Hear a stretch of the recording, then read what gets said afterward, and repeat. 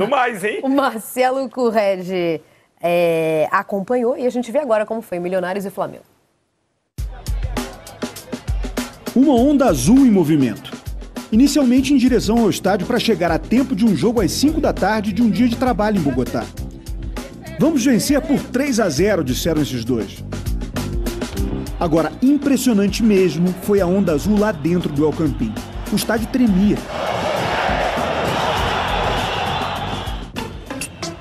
Matias vinha. Definitivamente não era o dia dele.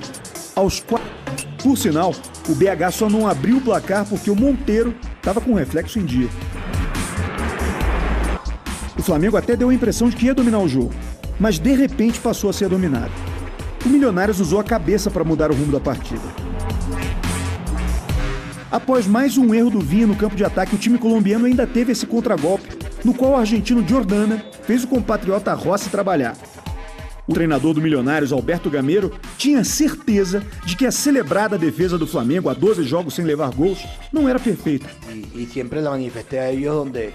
Ele disse que viu os vídeos desses jogos do Flamengo e os adversários não faziam gols porque a bola ia para fora ou porque o Rossi salvava. Então, ele disse aos jogadores do Milionários que dava para fazer gol nesse time. Pero un equipo que se le podía hacer gol. Depois dos 15 primeiros minutos, a equipe esteve abaixo do seu padrão normal. Né? Por N fatores, mas ela esteve abaixo. Então ela tem essa condição. Ela voltou bem melhor. O Flamengo passou a criar mais e num passe do Pulgar para o Arrascaeta, o uruguaio escapou e foi derrubado na área pelo Vázquez. Pênalti e cartão vermelho para o jogador do Milionários. O Pedro pegou a bola, bateu e fez o 12º gol dele na temporada. Finalizando para gol, ali a primeira oportunidade foi o pênalti, mas eu estava focado, com a cabeça ali bem focada para fazer o gol. Mesmo fora de casa, numa estreia de Libertadores, com 1-0 no placar e um jogador a mais em campo, a tendência é pôr a bola no chão e levar o resultado até o fim da partida. Mas o Flamengo fez o contrário e passou a sofrer pressão do Milionários, para desespero da comissão técnica e de alguns jogadores. Aspectos de aprendizado, de evolução, de saber que por vezes tu tem que ter um passe mais curto, né? Para que mantenha uma posse de bola como calibrar melhor essa situação. Ao tentar um passe longo para o Eric Pulgar, o Rossi dificultou a vida do chileno. A bola ficou com Emerson Rivaldo, nome e futebol inspirados no Brasil. Sim, meus irmãos todos se chamam Éder, Denilson, Romário, Ronaldo. Pois o colombiano mais brasileiro desse estádio deixou o Pulgar no chão, cruzou para o Daniel Ruiz e o ex-jogador do Santos empatou o jogo. Esse gol foi o primeiro sofrido pelo Rossi em jogos oficiais nesse ano. Mas o Rossi estava frustrado mesmo com o fato de o time ter um jogador a mais, estar com a partida controlada e tomar um gol no final. Todo mundo atrás e não sair, talvez ele saísse com a vitória. Mas não é característica dele, e nem minha. Isso é uma situação de covardia. Porém, é preciso bem mais do que coragem para vencer na Libertadores. Vamos ver, antes da gente mostrar os destaques da partida, eu queria mostrar, na verdade... Corrigir uma informação? Rapidinho. Corrige. Eu tinha falado do The Strongest, a invencibilidade é contra brasileiros na Libertadores, tá? Porque em 22, o Ceará venceu no último minuto lá, 2-1. Ceará do Marquinhos Santos, que era o Ceará do Dorival, e depois virou o Ceará do Thiago Nunes. Mas assim, na Libertadores... Na Libertadores. The Strongest é o mais forte. Já na Sula... Perdeu no Ceará e perdeu em casa. Na Libertadores, Leão. Na Sula, Gatinho. Antes de você começar, fiquei pensando aqui que o Flamengo sempre, quando é campeão da Libertadores, sempre estreia com vitória. Tá? Ganhando a Libertadores. Estreia com vitória. Nos títulos do Flamengo, o Flamengo estreou com vitória. Então, dessa vez, empatou. O ano passado estreou com derrota contra o Alcas. Por outro lado, o Tite, quando ganhou a Libertadores, estreou com empate. Com o Corinthians, é mesmo? Gol de cabeça do Ralf no último minuto. Deportivo Táchira. Eu queria mostrar como o Flamengo começou jogando, porque eu destaquei o Bruno Henrique, e eu, pelo menos, não esperava ver o Bruno Henrique começando como titular depois de tanto tempo numa estreia de Libertadores, né? Mas outras mudanças também apareceram. Tá. Ah lá, o Fabrício Bruno a gente não contava, né? Isso. O Fabrício Nosso Bruno campinho ali. Agora a gente acertou o campinho. É porque já teve o jogo. Mas é que é difícil. Mas tá rolando muita mudança, tem que ir acompanhando. Tá difícil. Igor Jesus e Pulgar a gente acertou, né? Se confirmou, a dupla se confirmou. Mas eu queria destacar ali, ó, o Fabrício Bruno que eu imaginava que E o fosse Vinha, né? poupado. O Vinha da linha de defesa ali, bem lembrado, mas no uma... banco. E Bruno Ai, Aliás, Então, Vinha quer dizer, perdeu um gol ó, na cara.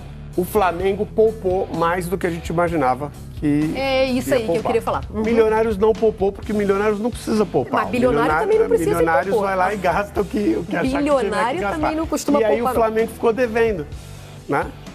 O Flamengo poupou e ficou devendo. Isso aí que Pior aconteceu. jogo do Tite no Flamengo, né? Concordam comigo? Pior jogo, mas talvez... eu diria que nos clássicos o nível é um pouco maior. Mas, quantos adversários como Milionários no Campeonato Carioca o Flamengo enfrentou? Não. Quantos? Sim, e tem altitude Não, mas também. ontem foi mal. Ontem foi mal. Não, os adversários, o Campeonato Carioca... Mas ontem dava pra o ter Nova ido muito Iguaçu, melhor. O Nova Iguaçu foi muito bem. Foi muito bem no Campeonato Carioca. Foi mesmo, tá? Mas é muito jogo contra Audax, Sampaio Correia e Bangu. Mas a gente esperava um grau de dificuldade alto contra o Milionários? Não estou dizendo que seria um Audax, mas não é isso. maior do que isso. Com entendeu? certeza. Aí você olha o Flamengo jogando com todas essas molezinhas. Tem clássicos, tem 3 partidas, tem clássicos. Um mais ajeitado, tava com 10 aí, o Milionários. Tava com 10. Tava Então foi com um 10. erro, foi desatenção, é isso que eu O tô falando. técnico sai para buscar o resultado. O Tite, como disse, não queria puxar todo mundo para a defesa porque ia parecer covardia. E realmente você tá 11 contra 10, 1-0 no 1 a placar. 0, Né? Então, não é o tipo de administração correta para fazer, puxar todo mundo ali para trás. Se você tá com 10 contra 11, é outra coisa. Tô ganhando de 1-0, tô com 1 a menos. Opa, Aí fecha. vou fechar. Faz todo sentido. Agora, tô com 1 a mais, tô ganhando de 1-0, o adversário tem que sair. Acabou de fazer uma substituição, 2. Foram os 2 que entraram. Substituições ofensivas, eu vou apostar na minha defesa, que vem dando muito resultado, embora tenha sido modificada, e vou puxar o contra-ataque para tentar fazer o segundo gol. Foi bem modificada, inclusive. Bom, Bem. vamos ouvir. Já que vocês citaram a fala da covardia, né, que o Tite abordou a covardia. Respondeu como não cometeria essa covardia, né, só para contextualizar melhor. Vamos ouvir dele, então, em coletiva. Por que ele não se fechou, tendo 1 a mais e 1-0 no placar? Ele não procurou administrar o jogo. Ele continuou agredindo o adversário. Ele botou 3 atacantes de velocidade. Ele botou jogador de mobilidade que tem cabeceio. Ele não trouxe gente para trás. Ele não trouxe. O que ele trouxe é trocando peças para ter um frecho maior, mas ele não trouxe para trás. O que aconteceu foi que o Milionários, com 10 homens, ele trouxe para uma marcação baixa. Uma marcação pressão baixa e puxando o contra-ataque. Por quê? Porque ela não dava para externar. Então ele atrasou a sua linha de marcação. Né? E talvez nós não conseguimos furar esse bloqueio com essa situação. Mas ele não voltou. Ele buscou o segundo gol. Talvez se ele quisesse ficar todo mundo atrás e não sair, talvez ele saísse com a vitória. Mas não é característica dele. E nem minha. Isso é uma situação de covardia. Tu tá com o jogador mesmo. Não tem equilíbrio. Aconteceu porque o futebol proporciona isso. Um lance individual, tu erra um passe, tu puxa um jogador de velocidade, um fresh e tal, ele faz uma finta. Ele é do jogo. Ele é. Mas não com uma ideia. Mari, só para contextualizar, ele fala ele toda hora, é o Alberto Gamero, né? Isso, o cara tranquilão, técnico Contido, tranquilo, né? contido. O Tite já tinha enfrentado ele, já treinou o Tolima, já treinou o Júnior de Barranquilha também, é meio maluco. Ele tem um ponto que eu acho importante a gente explorar dessa fala do Tite, que foi a bobeada, né? Ele fala, teve uma finta ali. Teve, é verdade, mas teve um bote também bem errado do Pulgar, né? Eu acho que esse jogo... Vai, Lofredo, Não, desculpa. é porque o bote, ele é consequência do início de jogada. Quando ele perde aquela bola, quando a bola vem do Rossi, ele perde, escapa, ele que tem que fazer essa cobertura, não deveria ser ele buscando. Recuperar. E ele vai recuperar com aquela vontade de eu perdi essa bola, vou recuperar. Vou corrigir aqui, né? Isso, aí essa vontade atrapalha a decisão. É uma explicação. E gera o drible. Eu acho que é um momento chave do jogo, obviamente, até pelo gol e pelo resultado, com o Milionários com a menos, mas eu acho que para a gente entender essa partida de ontem, tem alguns momentos chaves, né? Acho que o gol perdido do Vinha no início da partida, que poderia dar uma tranquilidade muito grande para o Flamengo, passa por um desses momentos chaves. Tem a defesa do Moreno no chute do Bruno Henrique, também no início, logo depois da jogada do Vinha. E aí, para mim, o grande momento da partida, além da substituição do Tite, né, de um tempo para o outro, que entendeu que o Igor não estava muito bem e coloca o Alan. e aí o Alan inicia a jogada do pênalti sofrido pelo Arrascaeta, eu achei que ali o jogo seria definido, porque era um pênalti a favor do Flamengo, um jogador expulso do Milionários e o Pedro, que dificilmente perde o pênalti, acaba convertendo. Nesse 1-0 eu achei que já estava definido, mas o Gameiro, maluco do jeito que ele colocou o time para frente e aí vem a bobeada, obviamente, do Eric Pulgar no bote em que você vê que é o limite do limite, né? Ele estica a perna ao máximo, querendo fazer a falta para evitar a sequência da jogada, e mesmo assim ele não consegue. Mas foi um Flamengo muito abaixo, que sofreu muito no primeiro tempo. Teve bola na trave do Castro, teve defesa do Rossi. Foi um jogo duro para o Flamengo ontem. Pois é, por isso é que eu falei, eu achei que não esperava que o Flamengo fosse enfrentar um adversário como o Audax e tantos outros desse nível no Campeonato Carioca, mas achei que o Flamengo podia ter apresentado mais. E a gente tem os números da partida. No primeiro tempo, só dava os azulzinhos. Era um bombardeio. Aliás, que uniforme bonito, hein? Lindíssimo. Legal. Acho que já porque temos... também eles podem investir, porque eles são milionários. Vão em Alta costura. principais grifes do mundo, né? Olha lá, 14 finalizações a 8 para o Milionários. Em direção ao gol, 3-2 para eles também. Posse de bola e o Flamengo teve mais, 56% a 44%. O Milionários arrumou um escanteio a mais, 5-4, fez 4 faltas a mais, 12-8. O Flamengo foi mais preciso nos passes, mas não tão mais, 85% a 80% de precisão. Falando em botes, Alau, o Milionários foi melhor nos desarmes, 10-4. Um cartão amarelo para cada lado e um vermelho para o Milionários, justamente nessa jogada que o Luiz lembrou, do pênalti do Arrascaeta, convertido pelo Pedro. Beleza, essa posse é até um pouco maior pelo jogador a mais, né? No segundo tempo, 30 minutos pelo jogador a mais e pelo segundo tempo que o Flamengo recuperou, tá? Porque no primeiro tempo, eu vou até levantar aqui. 30 minutos de jogador a mais no segundo tempo. determina tudo nessa posse de bola. Falando em Pedro e pênalti convertido, vamos botar na tela os números dos artilheiros do Flamengo na Libertadores. O Pedro avançou uma casinha, hein? Pedro avançou uma casinha lá, ó. Passou o próprio Bruno Henrique. Tá? Agora o Pedro tem 20 gols, eles estavam empatados com 19 e ele é o vice-artilheiro do Flamengo na Libertadores. Tem gente achando aí que pro ano que vem vai mudar esse... Não, tem gente achando que esse ano já muda. Então, a Libertadores 2025 já teremos outro... Olha que dá. Ontem dava, tá? Ontem dava. Porque, ó... Não, acho que esse ano não dá, não. Depende. Por que depende? Depende. Não, porque o Pedro, temporada passada, ele fez 35 gols, se eu não me engano. E nessa ele já tá com 12 oficiais. 14 contando aquela brincadeira que o Flamengo fez, né? Mas é gol também. Mas enfim, tudo bem. 14. Não, mas ele tem que marcar 10 na Libertadores agora. Não, sei. Tô fazendo projeção. Eu vou te falar que ele vai superar a marca dele do ano passado. Se os gols saírem mais na Libertadores, é alguma chance, hein? Não vamos... Eu acho. Se ele for o artilheiro da Libertadores, ele vai ter mais do que 10 gols. Tem mais de 10 jogos. Não, ele tem que ter mais do que 10 gols, porque o Júnior Santos já tem 8. Então, para ser artilheiro da Libertadores... Vai estrear hoje na fase do Flamengo, né? Digamos assim. É verdade. Tem que correr atrás disso aí. Ó, recortei aqui, ó. No primeiro tempo, 13 finalizações para o Milionários a 3 para o Flamengo. É claro que se a gente usar os critérios de finalizações em direção ao gol, isso cai muito, tá? 1-1. Mas, de qualquer maneira, só dava azulzinho bombardeando. Foi no primeiro tempo. Isso no primeiro tempo, Só dava azulzinho bombardeando no primeiro tempo, depois o Flamengo melhora no segundo. O Júnior Santos estreia hoje na fase de grupos com o Botafogo. Pedro fez 35 gols em 61 jogos. Fala pra mim aqui o oráculo. É mesmo? Isso. Isso aqui é o meu Google de ouvido. Eu quero uma informação, eu ponho aqui, ó. É o Google de ouvido. Não vai falar quem foi o artilheiro do ano passado, não? Já me sopraram aqui. Eu tava falando, eu não... Cano, com 13. 13 gols, ele teria que fazer mais 11, ele passaria o Gabigol. O Júnior Santos vai fazer mais do que 13. Na artilharia, tudo mas indica também aqui, né? Largou antes. Tudo indica que o Botafogo estreia hoje. Eu ia fazer uma comparação do Pedro agora com... Bom, enfim, eu acho que dá pra fazer nessa temporada, mas... Se o Gabriel for absolvido, ele pode jogar, tá? Achei aí que essa... começa a ter uma...